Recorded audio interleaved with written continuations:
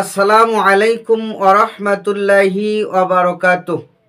ইন্নাল হামদালিল্লাহ ওয়াস সালাতু ওয়াস সালামু আলা রাসূলিল্লাহ।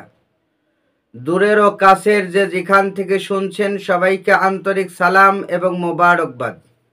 সম্মানিত দর্শক শ্রোতা, রাসূলুল্লাহ সাল্লাল্লাহু আলাইহি ওয়াসাল্লাম আমাদেরকে 5 ওয়াক্ত নামাজের মধ্যে 2টা ওয়াক্ত নামাজের প্রতি বেশি যত্নবান হওয়ার কথা বলেছেন। কেন এই 2 ওয়াক্ত নামাজের প্রতি যত্নবান হতে হবে? কারণ এই 2 ওয়াক্ত নামাজে মানুষ বেশি অবহেলা করে। 5 ওয়াক্ত নামাজই ফরজ, তার মধ্যে 2 ওয়াক্তের কথা রসুল উল্লেখ করেছেন। আল্লাহ রসুলের হাদিসখানা বুখারী এবং মুসলিম শরীফের মধ্যে আনা হয়েছে। আন আবি মুসা রাদিয়াল্লাহু তাআলা আনহু, হযরতে আবু মুসা আশআরী রাদিয়াল্লাহু তাআলা আনহু থেকে হাদিসখানা বর্ণিত। ক্বালা, তিনি বলেন, ক্বালা রাসূলুল্লাহি সাল্লাল্লাহু আলাইহি ওয়াসাল্লাম, রাসূলুল্লাহ সাল্লাল্লাহু আলাইহি ওয়াসাল্লাম ইরশাদ করেন, মান সাল্লাল বারদাইনি দাখালাল জান্নাতা, যে ব্যক্তি 2 ওয়াক্ত নামাজ, 2 শীতলের সময়ের নামাজ, অর্থাৎ যেই 2 ওয়াক্ত নামাজ ঠান্ডার সময় হয়, শীতল সময় হয়, এই 2 ওয়াক্ত নামাজের প্রতি যারা যত্নবান হবে, ওই 2 ওয়াক্ত নামাজের কারণে ওই ব্যক্তি জান্নাতে যাবে।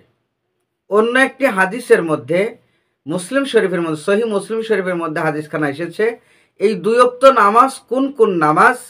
আল্লাহ রসুল সাল্লাল্লাহু আলাইহি সাল্লাম বলেছেন, এই 2 ওয়াক্ত নামাজ হলো ক্বাবলা তুলু ইশ শামসি, প্রথম ওয়াক্ত হলো সূর্য উদয়ের আগের নামাজ, তার মানে ফজরের নামাজ।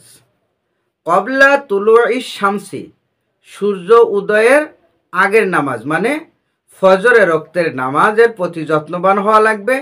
এরপরে রসুল বলেন, ওয়া ক্বাবলা গুরুবিহা, অর্থাৎ সূর্য অস্তের পূর্বের নামাজ, সূর্যর অস্তের পূর্বের নামাজ। এর মানে হলো সূর্যের অস্তের পূর্বের নামাজ মানে আসরের নামাজ।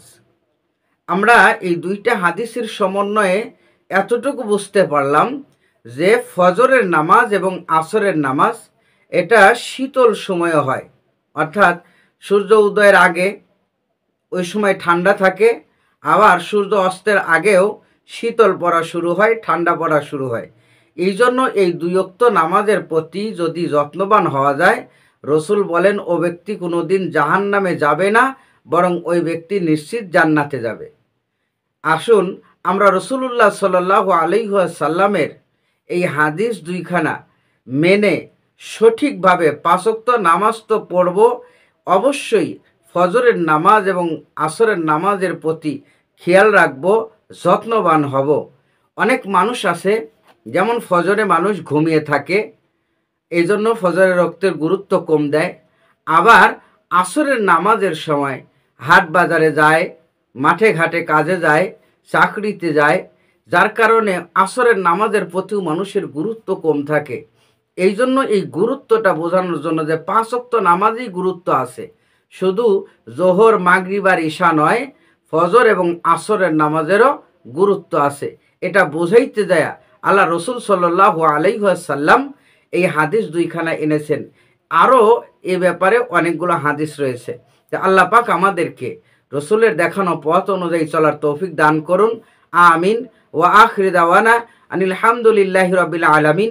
আসসালামু আলাইকুম ওয়া রাহমাতুল্লাহি ওয়া বারাকাতুহু।